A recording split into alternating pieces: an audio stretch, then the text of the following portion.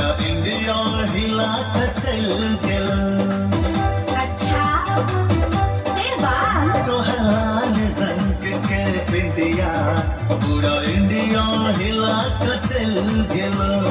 रूप सुनर तोहर गाढ़ल छ, रूप सुनर तोहर गाढ़ल छ, चर्चा लगा के चल गेल। हमर लाल रंग के बिंदिया पूरा इंडिया हिला के चल गेले। हमर लाल रंग के बिंदिया पूरा इंडिया हिला के चल गेले। पागल भेल सब ताकै छै, पागल भेल सब ताकै छै, बिना किछु हेरा गेलै।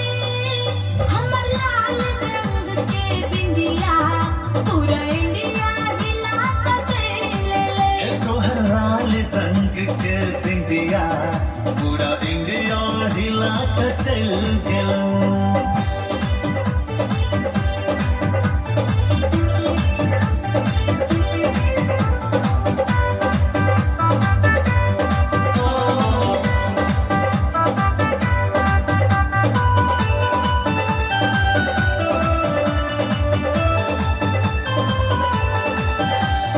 तोहर ठोढ़क लाली कान में झूलो वाली, पायल के झमकावत गोरी चल जरा मतवाली। दिल देबै कोनो एक के, से हो कोनो नेक के।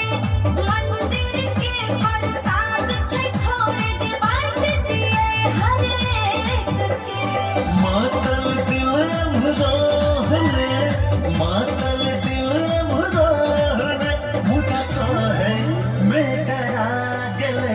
तोहर लाल रंग के बिंदिया पूरा इंडिया हिला के चल गेले। हमर लाल रंग के बिंदिया पूरा इंडिया हिला के चल गेले।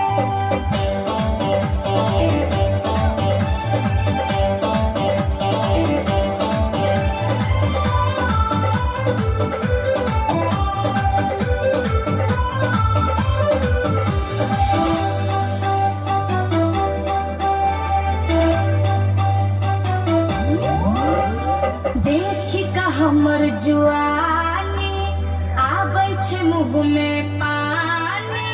तन मन छै बेकाबू सबके, केकर बात के मानी।